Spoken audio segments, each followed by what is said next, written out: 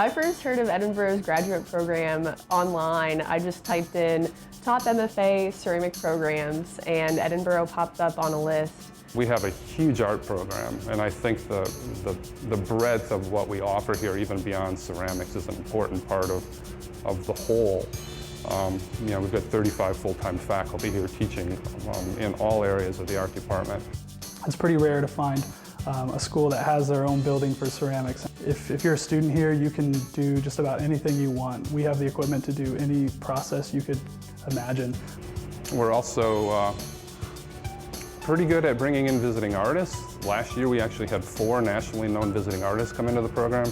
So we're able to talk to professionals in our field on a more personal basis. They'll come into our studios, they'll talk about all our work and sort of check out what we're doing and give you feedback on that, but then also show their own process. When I came to visit, I noticed that there was a very diverse faculty pool here.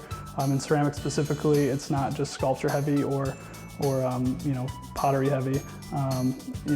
Chuck and Lee both work very differently. Honestly, what makes Edinboro University a unique place to work is not just the facilities. We have extensive facilities. But the more I teach, and I've been teaching now for 34 years, I'm convinced that it's the people, flat out. It's the students, it's the faculty, it's the interaction, it's the community. We learn from each other, we challenge each other in a very positive way. It's really great to talk to your peers in other areas, not only in ceramics, and also the undergrads are a big part of our community here too. And I think that sometimes you don't get that in an MFA program as much. At the undergraduate level and the graduate level, we're all competing with one another. So that friendly competition really pushes us to sort of outdo one another. The community here, I felt, was really inviting. I felt like I could be myself here. I often think these students learn as much from each other as they do from the faculty here. From a faculty standpoint, working in a relatively small classroom, hands-on with students and a material, you develop a really close rapport with the students. You get to know them as individuals. Chuck and Lee and Lindo have given us so much time, and they're really patient in giving with their knowledge and time.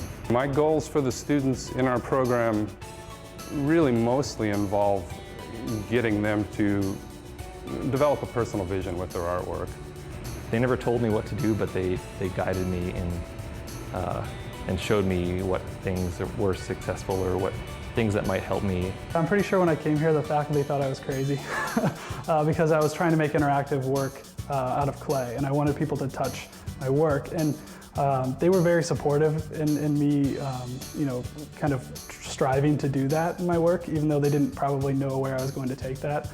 I think ultimately, at all levels, particularly the advanced levels, it becomes more about why you're making something rather than how you make it, and conceptually what they're trying to say with their work. I'm very influenced by food, foremost. I love food, I'm constantly eating, and I make pots because I love food.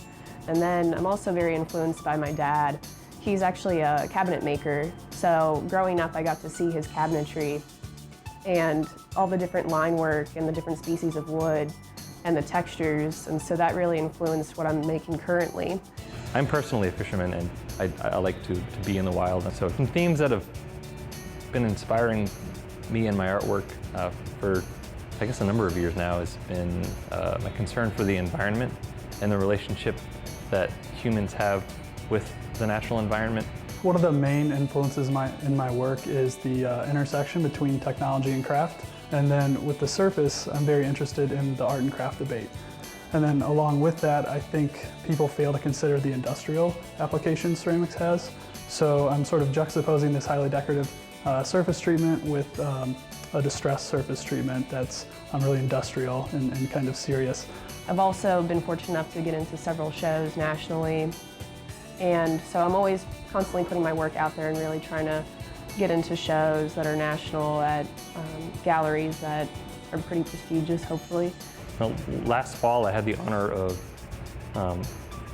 being picked as a finalist for the Zanesville National Exhibit in Zanesville, Ohio, and I think they had somewhere over 1,000 applicants from 7 or so countries. Since being in graduate school, I've been in a number of national exhibitions. I've also done a number of residencies in the summers during my breaks. After graduation, in the fall, I will be teaching at a private liberal arts college. As a teacher, I take a certain amount of pride in what the students have done and what they're doing.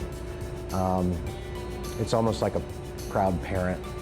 So aside from my accomplishments and the recognition that I've received from my work, I also like to take a small amount of credit and certainly a lot of pride in what our students do and with their work.